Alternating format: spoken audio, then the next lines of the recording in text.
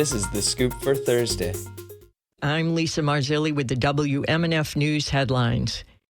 A man convicted in a triple murder is scheduled to die by lethal injection today in what would be a record 11th execution in the state of Florida this year. 59-year-old Curtis Wyndham would become the 30th person executed this year in the U.S. Wyndham's final appeals for a stay were rejected yesterday by the U.S. Supreme Court, with Florida leading the way behind a flurry of death warrants signed by Governor Ron DeSantis. A 12th man, David Joseph Pittman, is scheduled to be executed on September 17th. The Council on American Islamic Relations is calling for the release of a Palm Bay teen who has been detained by Israel without trial for over 6 months. 16-year-old Mohammed Zahir Ibrahim is the cousin of Saifullah Musalet, the Tampa man who was beaten to death by Israeli settlers on July 11th while visiting family in the occupied West Bank. Ibrahim's family split their time between Palm Bay and a village in the West Bank. Speaking at a press conference with CARE on Tuesday, Ibrahim's uncle, Zayad Kadour, said the teen should be working a summer job at the Tampa ice cream shop owned by the Musalet family. He described the day Ibrahim was kidnapped from his West Bank home by armed Israeli soldiers who broke into his house. 4 a.m, 25 soldiers, ski masks, M16s, Jeeps, military vehicles. They came into the house. They took him out of his bedroom, blindfolded him, handcuffed him. And that was 6 months and 10 days ago. That's the last time anybody seen him that knows him.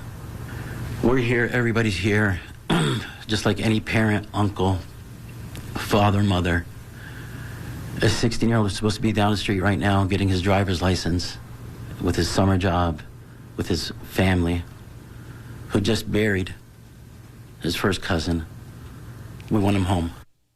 Kadur says Megiddo Prison, where Ibrahim is being held, is notorious for torture and suffering, and said that his nephew had reportedly lost nearly a quarter of his body weight. 25% of his body weight. He's not on Ozempic.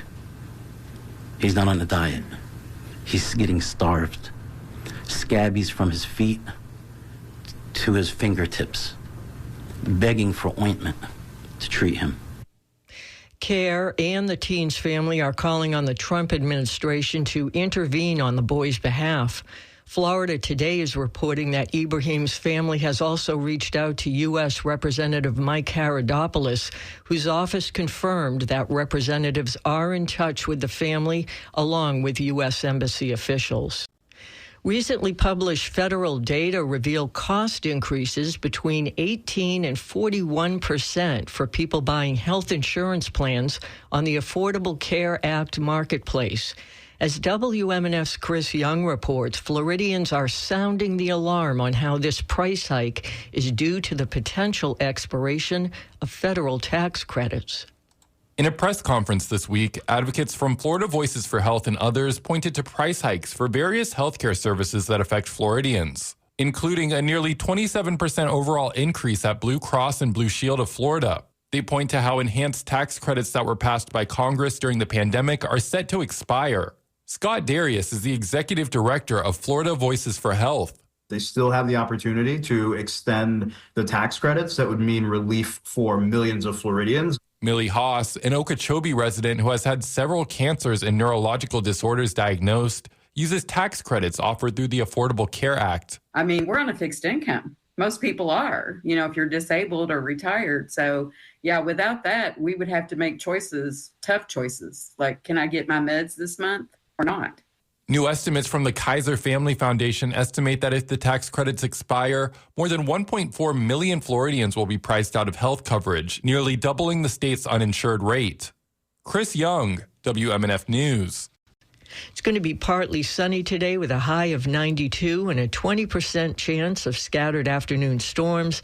Lows tonight will be in the upper 70s, and the same forecast is on tap for Friday. I'm Lisa Marzilli with the WMNF News headlines. This is The Scoop, recorded at WMNF Tampa.